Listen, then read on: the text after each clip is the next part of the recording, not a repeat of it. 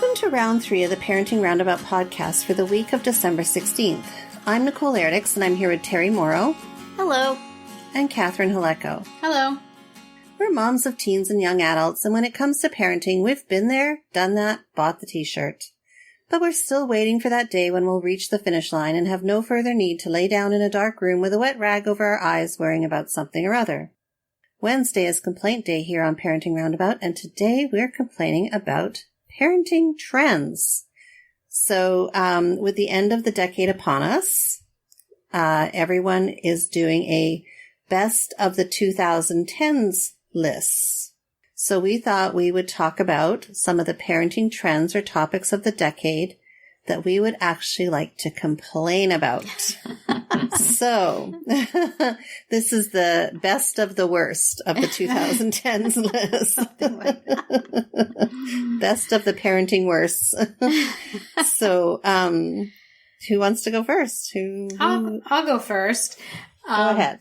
So I was thinking like things that sort of have come up in the last decade that almost missed me as a parent just because of the age of my kids. And one of them was the elf on the shelf. I knew you were going to say that. Which we've talked about before. And I like it. Well, but it goes beyond that, right? Because it's about the sort of trying to make everything so extra, whether it's how you do a birthday party or having to have a gender reveal or, having to give, make special snack bags personalized for every kid on the soccer team for every game, stuff like that. And I think we should blame it all on Pinterest. And Pinterest started in January 2010. So there you go. There you have it.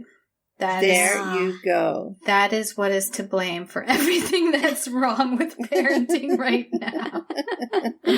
Definitely. Just all the pressure to do things, to make crafts with your kids or for your kids and, decorate and celebrate and cook and bake for every single holiday. Oh my gosh. And, the last day of school, the first day of school. The signs, right? With the fun font. Yes, all that stuff. And then the 1-month-old baby picture and the 2-month-old baby picture. Exactly. The gender reveals definitely have to go. I've despised that from day one. Right. And then it crept into the college reveal. Remember we talked about that? Yes. So the college reveal. Yeah. Yeah. And then, what's the other one? I was just thinking, but I can't remember. And it's all lapped over into Instagram now and into Facebook and all the stuff. Right. Even though Facebook has a lot of tools that have helped parents that have been positive and helped parents, share and find people who have things in common with them. I found that to be very useful, but it also just, it's good for sharing, but it's also good for shaming. Yes. And FOMO and all that stuff. So, right. And that applies to all the social media that has kind of exploded in these recent years, for sure. Yeah. Yeah. How about you, Terry? What have you been thinking of to complain about? Well, I can't complain about this, but it's definitely a parenting thing from the last 10 years is that this very podcast bringing, parenting stories, strategies, stress, and silliness to you since this date in 2013. So, 2013. Listen to that, guys. Yes. So it's like I am very happy that podcasting came around and enabled us to do this and to have all this fun in the various formats we've been doing since we started. But, I'm waiting for the great wave of popularity and recognition for parenting podcasts. The way you keep hearing podcasting is the big deal and you got all the entertainment podcasts, and you got all the political podcasts, and you got all the this and that. And somewhere if you poke around through Apple long enough, maybe you can find one little list of parenting podcasts. Where's the great wave? Where's where's our fame, darn it? Right. We're working hard here. And it just doesn't seem like, it seems to me, I mean, I'm a parent. I listen to a lot of podcasts. Well, I don't listen to any parenting podcasts. Maybe I'm the problem. I wish that more people listen to us. That's what I'm complaining about. The trend of parents not listening to the Parenting Roundabout podcast is a terrible, dangerous trend that must immediately be reversed. Tell everybody. Subscribe, y'all. Exactly. Yeah. So. Well, and I just don't know when this started, but, I'm not a fan of helicopter parenting. Like, that is just, I'll sit out this part. I don't know. What's that? She said I'll just sit out this part of the conversation. I know you're not talking me directly, Nicole. That's okay. I'll take deep breaths. I am not talking about you directly or your situation directly. Just people like you. Everybody's situation is different. But I'm talking about parents whose kids are, capable of handling certain situations that could be done on their own. Like, for example, why is your kid 18 and you're still driving them around if they're capable of getting a driver's license? But it's just their fear of the child not being able to make good decisions while driving.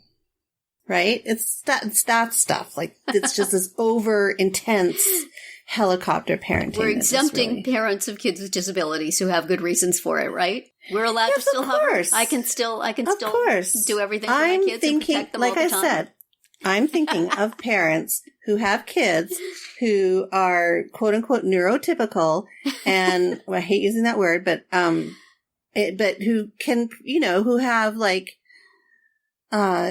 the ability to do things independently, and the parents don't let them because they feel like their brain isn't. Can we get some sort of enough placard or identifying thing, like a handicap sticker on your car that will let people know, oh no, that's okay. She can be overprotective and helicoptery.